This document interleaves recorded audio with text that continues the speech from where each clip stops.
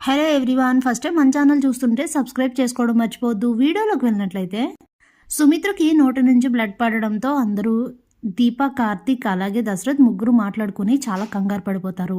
ఎలా అయినా తననైతే తీసుకెళ్లి హాస్పిటల్లో చెకప్లు టెస్టులు చేయించాలని అయితే ఫిక్స్ అవుతారు. అప్పుడే సుమిత్ర రావడంతో ఏం మాట్లాడుకుంటున్నారు మీరు ముగ్గురు అని అడుగుతుంది సుమిత్ర.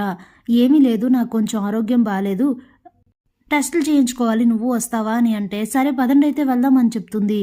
అలాగే నువ్వు కూడా టెస్టులు చేయించుకో అని చెప్తే సరే ఏదో ఒకటి చేద్దాం పదండి అని చెప్తుంది. ముందే దశరథ్ డాక్టర్తో జరిగిందంతా చెప్పి సుమిత్రకైతే టెస్టులు చేయిస్తాడు. ఇదిలా ఉండగా ఫుడ్ కోర్ట్ దగ్గర కల్తీ ఫుడ్ సప్లై అయిందని, కాబట్టి కొంతమంది ప్రాణాలకి ఇబ్బంది ఉందని, ఆరోగ్యం బాగాలేదని హాస్పిటల్లో జాయిన్ అయ్యారని, అందువలన శ్రీధర్ అరెస్ట్ అయ్యాడన్న విషయం అయితే శివనారాయణ ఇంట్లో తెలుస్తుంది. ఆ వీడియో తీసుకొచ్చి జ్యోత్స్న చూపిస్తుంది. ఇక జ్యోత్స్న బారు అయితే ఒక రేంజ్లో మొదలెడతారు, పెద్ద గొడవ అయితే చేస్తారు ఇద్దరు. మా నాన్న నిజాయితీ గురించి నాకు తెలుసు, ఆయన అలాంటి తప్పు చెయ్యరు అని కార్తీక్ అంటే, ఎందుకు తెలీదు, ఇందులో నీకు కూడా బాగా ఉంది, కావాలనే మీ నాన్న పగతోనే ఇదంతా చేశారు అని చెప్తే పగేంటి అని అడుగుతాడు కార్తీక్. ఆ రోజు మీ నాన్న చేసిన తప్పుకి తాత మీ నాన్నని కొట్టారు కదా, ఆ పగతోనే మళ్ళీ ఈ అవకాశం కోసం చూసి నీ ద్వారా తన ఇంటికి దగ్గరయ్యి ఈరోజు పగ తీర్చుకుంటున్నాడు అని చెప్తే ఇక జ్యోత్స్న బారు అయితే చాలా గొడవ చేస్తారు. ఇక దీప కూడా కౌంటర్ ఇస్తూ ఉంటుంది, గొడవ చెయ్యొద్దు, ఆగండి, నన్ను ఆలోచించనివ్వండి అని శివనారాయణ చెప్పిన అస్సలైతే వినరు. ఇక కాసేపటికి అందరూ సైలెంట్ అవడంతో కార్తీక్ పోలీస్ స్టేషన్కి వెళ్దామని చెప్పి శివనారాయణ అలాగే కార్తీక్ ఇద్దరు కూడా స్టేషన్కి బయలుదేరుతారు. దీప నువ్వు కంగారు పడద్దు, ఏం కాదు, నువ్వు లోపలికి వెళ్ళని అయితే చెప్తాడు కార్తీక్. ఇక వాళ్ళిద్దరూ పోలీస్ స్టేషన్కి బయలుదేరుతారు. ఇక లాయర్ని తీసుకొని వెళ్ళి ఎస్ఐ గారితో బెయిల్ గురించి మాట్లాడితే అవతల ఈ ఫుడ్ తిన్న వాళ్ళు ప్రాణాపాయ స్థితిలో ఉన్నారు, కొంచెం ఇబ్బందిగా ఉంది వాళ్ళ పరిస్థితి, వాళ్ళు ఎలా ఉన్నారో ఏంటో, వాళ్ళకి క్యూర్ అయితే గానీ ఈయనకి బెయిల్ రాదు, నేనేం చేయలేను సార్ అని అయితే చేతులెత్తేస్తాడు. ఇక శ్రీధర్ దగ్గరికి వెళ్ళి ఏం జరిగింది అని అడిగితే జరిగింది చెప్తాడు. అసలు ఎలాంటి ఫ్రాడ్ జరగలేదు మావయ్య అని అంటే, నువ్వు ఫ్రాడ్ చేస్తావని నేనెందుకు అనుకుంటాను, కానీ అసలు నువ్వెందుకు పూర్తి బాధ్యత నువ్వెందుకు తీసుకున్నావు, చైర్మన్ని నేను కదా, అంత బాధ్యత నాది కదా, నన్ను కదా అనాలి, నువ్వెందుకు బాధ్యత తీసుకున్నావు అని అంటే, మీ పరువు పోకూడదని, మీ వరకు ఇదంతా రాకూడదని, మీరు ఇలా అరెస్ట్ అయ్యి ఇక్కడ వరకు రాకూడదని, అందుకే ఇదంతా అని అంటే శివనారాయణ అయితే ఆ మాటకి చాలా బాధపడతారు. ఇక వెంటనే తాత నువ్వేం కంగారు పడకు, ఏం చేయాలో ఆలోచిద్దామని చెప్పి తననైతే అక్కడి నుంచి తీసుకొని వెళ్ళిపోతారు. అప్పుడే కార్తీక్తో నువ్వేం చేస్తావో తెలీదు, మీ నాన్న ఏ తప్పు చేయలేదు, అసలు తప్పు ఎక్కడ జరిగిందో తెలియాలి కార్తీక్, నువ్వు చాలా తెలివైన వాడివి, నువ్వు అనుకుంటే ఇది బయటపడుతుంది అని చెప్తే సరే తాత నేను చూసుకుంటాను, మీరింటికి వెళ్ళండి అని చెప్పి తనైతే కారులో ఇంటికి పంపించేస్తాడు. ఇక ఆ పేషెంట్స్ అడ్మిట్ అయిన హాస్పిటల్ దగ్గరికి వెళ్ళి డాక్టర్ని కలిసి మాట్లాడితే ప్రాణాలకు ఏం ప్రమాదం లేదు అని చెప్పి సర్టిఫై చేసిన తర్వాత ఆ విషయం వచ్చి పోలీసులకు చెప్పిన తర్వాత శ్రీధర్కి అయితే బయలుస్తారు. ఇంతలో కాశీ అయితే ఆలోచిస్తూ ఉంటాడు, అసలు ఎలా జరిగింది, మావయ్య అలా చెయ్యడు కదా, ఏమై ఉంటుందని ఆలోచిస్తూ ఉంటాడు. ఇంతలోనే అసలు ఇది ఎలా జరిగిందో నాకు అర్థం కావట్లేదురా అని అంటాడు శ్రీధర్.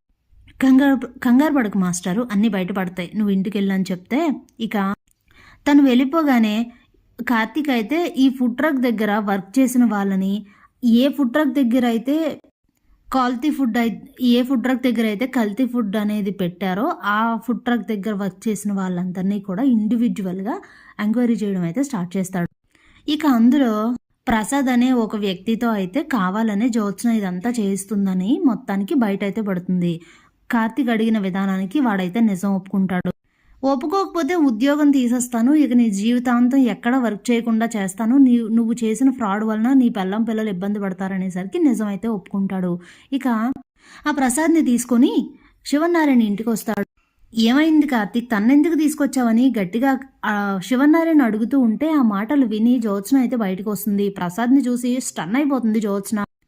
ఇదేంటి తెలిసిపోయిందా అనుకోని కంగారుగా కిందకైతే వస్తుంది. జ్యోత్స్న నీకోసమే వెయిటింగ్ అని అంటాడు కార్తీక్. ఏమైంది బావా అని అడిగితే, ఏమన్నా విందాక మా నాన్న ఫ్రాడా, మా నాన్న కావాలనే పగ తీర్చుకోవడానికి ఇదంతా చేశారా, లేనిపోనివన్నీ కావాలనే తాతకు చెప్పి తాతకు బాగా నూరు పోసి మమ్మల్ని అందరినీ దూరం చెయ్యాలని, మా మీద పగ సాధించాలని, కాకపోతే ఇదంతా ఏంటి, చేయాల్సిందంతా నువ్వు చేసి మా నాన్నని ఎందుకు అంటున్నావు, అసలు నీకు ఇలాంటి ఆలోచనలు ఎలా వస్తున్నాయి జ్యోత్స్న అని అడుగుతాడు కార్తీక్. అసలు ఏమైంది కార్తీక్ అని అయితే అడుగుతాడు శివనారాయణ. ఇంకేం కావాలి తాత, నా నోటితో నేనెందుకు, తనే చెప్తాడు, ఏమైందో చెప్పు అని అడిగితే, నేనే ఆ ఫుడ్లో జ్యోత్స్న మేడం చెప్పినట్లుగా ఓ మెడిసిన్ కలిపాను అని చెప్తాడు. అందుకే అందరూ ఇలా అయ్యారనేసరికి స్టన్ అయిపోతారు ఇంట్లో అందరూ. జ్యోత్స్న కూడా పెద్ద షాకే తగులుతుంది. అలా చూస్తూ ఉండిపోతుంది. జ్యోత్స్న చెప్పడం ఏంటి, నువ్వు చేయడం ఏంటి అని అడిగితే, అవన్నీ నాకు తెలియదు సార్, మేడం నాకు 3 లక్షలు ఇచ్చి నువ్వు ఇలా చెయ్యి అని చెప్పారు. ఎన్నో అప్పుల్లో ఉన్న నేను ఆ 3 లక్షలు వస్తాయి కదా, అప్పులు తీర్చుకోవచ్చు అని అనుకొని ఇక మేడం చెప్పినట్లు చేశాను, దయచేసి క్షమించండి అని చెప్పేసి ఇక ఆ 3 లక్షలు అక్కడే పెట్టేసి వెళ్ళిపోతాడు. ఇక శివనారాయణ ఆవేశానికి అయితే అసలు అవధలే ఉండవు. చాలా మండిపడిపోతూ ఉంటారు ఆయన. అసలు మన వాళ్ళెవరో బయట వాళ్ళెవరో నాకు ఇప్పటికి కూడా అర్థం కావట్లేదు. నీలాంటి దాన్ని అసలు ఏం చెయ్యాలి, ముందు నాకు ఈ విషయం తెలియట్లేదు. అసలు నువ్వు నిజంగా నా మనవరాలువేనా అని అడుగుతాడు శివనారాయణ. ఏంటండి అలా అంటున్నారు అని పారిజాతం అడిగితే, నువ్వే తను అలా తయారు చేసావు, నోరెత్తావంటే నాలుక చీరేస్తాను జాగ్రత్త అని వార్నింగ్ ఇచ్చేసరికి సైలెంట్ అయిపోతుంది. ఇలాంటి ఆలోచనలు అసలు నీకు ఎలా వస్తాయి జ్యోత్స్న? నిన్ను కాదని శ్రీధర్ని సీఈఓని చేశానని, ఎలా అయినా సరే తనని దించేసి మళ్ళీ నువ్వు సీఈఓగా అయిపోవాలని పగ సాధిస్తున్నావా? ఇందులో జరిగేది ఏంటో మర్చిపోతున్నావా? మన కుటుంబ పరువు పోతుందన్న విషయం మర్చిపోతున్నావా? అందుకే నాకు అనుమానంగా ఉంది, నువ్వు అసలు నిజంగా నా మనవరాలువేనా, దశరథ్ సుమిత్రల కూతురువేనా, అనుమానంగా ఉంది నాకు అని అయితే గట్టిగా అంటారు. ఇక ఏం మాట్లాడలేక సైలెంట్గా ఉండిపోతుంది జ్యోత్స్న. మాట్లాడు జ్యోత్స్న, ఇప్పుడు మాట్లాడు. ఇందాకైతే అన్ని మాటలు మాట్లాడావు, బోళ్ళు తిట్లు తిట్టావు కదా, ఇప్పుడు చెప్పు. నేను ఇచ్చిన ఐడియా రాంగ్ అని, నా వల్లనే ఇలా జరిగిందని, మేమే కావాలని మీ కుటుంబాన్ని ఏదో సాధిస్తున్నామని మాట్లాడావు కదా ఇప్పుడు ఏదో ఒకటి చెప్పు సమాధానం. ఎవరు ఫ్రాడో ఎవరు కరెక్టో ఇప్పుడు చెప్పు అని అయితే దీప చాలా మండిపడుతుంది. అప్పుడే కార్తీక్, మరదలా ఊరుకో, నువ్వు అసలే ఒట్టి మనిషి కూడా కాదు, ఊరుకో అని చెప్తే ఇక అయితే సైలెంట్ అయిపోతుంది. ఇక చాలా దారుణంగా తిట్టేసి, ఇంకొకసారి ఇలాంటిది ఏదైనా రిపీట్ అయ్యిందా, లేదా నువ్వు ఆఫీస్ విషయాల్లో గనక జోక్యం చేసుకున్నావా, ఇంట్లో నుంచి బయటికి గెంటేస్తాను జ్యోత్స్న, తర్వాత అందులో ఎలాంటి మార్పు ఉండదు, నువ్వు మనవరాలవని కూడా ఆలోచించు, నా తర్వాత నీ ఇష్టం అని అయితే గట్టిగా వార్నింగ్ ఇస్తాడు శివనారాయణ. సైలెంట్గా అయితే జ్యోత్స్న పారు లోపలికి వెళ్ళిపోతారు. Thanks for watching.